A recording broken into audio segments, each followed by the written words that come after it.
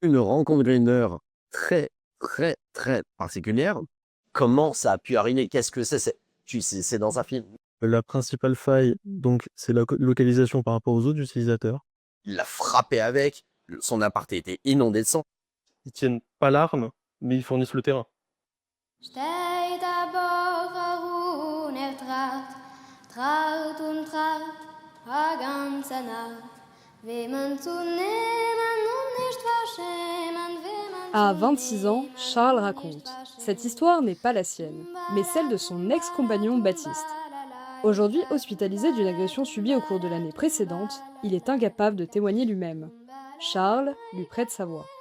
Et tout commence par un match sur Grindr, suivi presque immédiatement d'un rendez-vous au domicile de la victime. Arrive une personne qui présente bien, qui est conforme à la description, qui les photos ressemblent à la personne.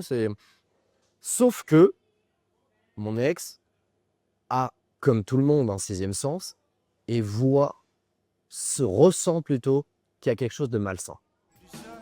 Baptiste tente de mettre fin au rendez-vous en inventant un prétexte, mais il est déjà trop tard.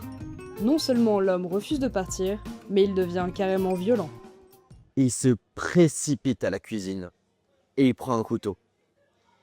Et il se jette sur mon ex et il fait « Maintenant, tu vas faire ce que je veux dire ». Il le ligote à son bureau et pendant 6 heures, il est resté à tournoyer autour de lui avec un regard de psychopathe en lui disant « Qu'est-ce que je vais faire de toi ?» et en agitant le couteau de la cuisine. Et il lui dit « Si tu cries, je te plante ».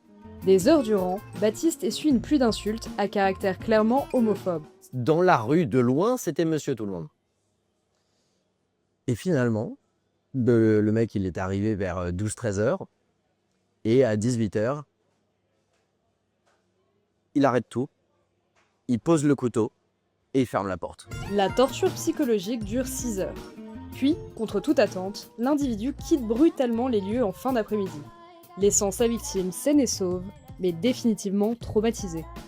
Une histoire glaçante, et pourtant loin d'être isolée. Selon les associations LGBTQIA+, ce type d'embuscade survient au moins une fois par semaine.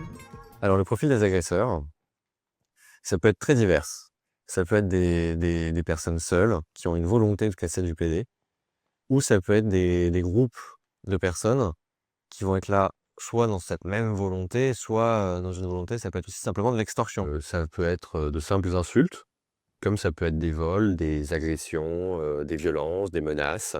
Grindr revendique 14 millions d'utilisateurs actifs par mois dans 190 pays.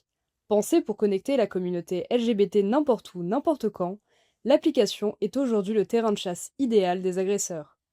D'autant que n'importe qui peut créer un compte. Nous avons d'ailleurs tenté l'expérience, créer un faux profil en se laissant passer pour un homme. On choisit un prénom, un objectif, une relation sexuelle rapide et sans engagement. Et nous intégrons des photos d'hommes, plutôt jolis garçons, piochés sur une banque d'images libre de droit. Une description vite faite, résultat, profil activé en moins de 2 minutes.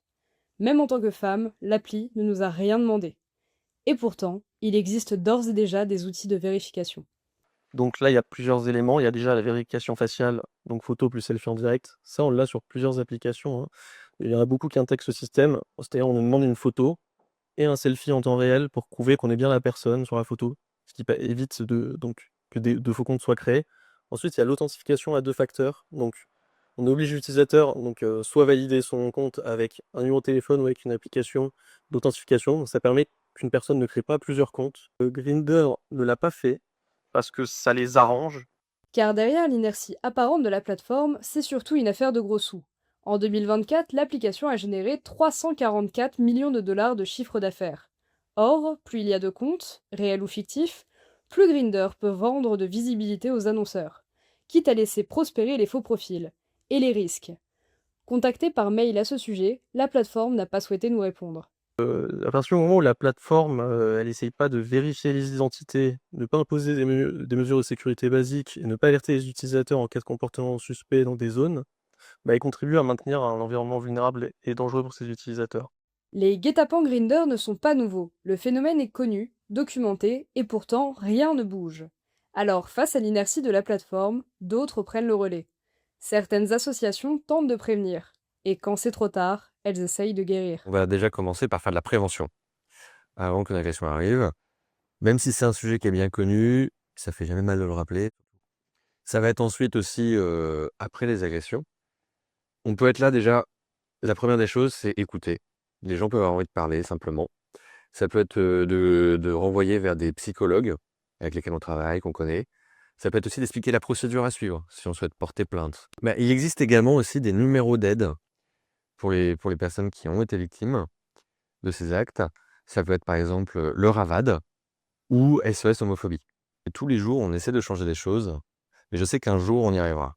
À ce jour, aucune loi n'impose aux applis de rencontre des dispositifs comme la vérification d'identité ou les alertes automatiques. Le Digital Service Act, une loi européenne entrée en vigueur début 2024, prévoit pourtant d'y remédier. Mais rien ne sera effectif avant 2026. D'ici là, les failles restent béantes et les risques bien réels.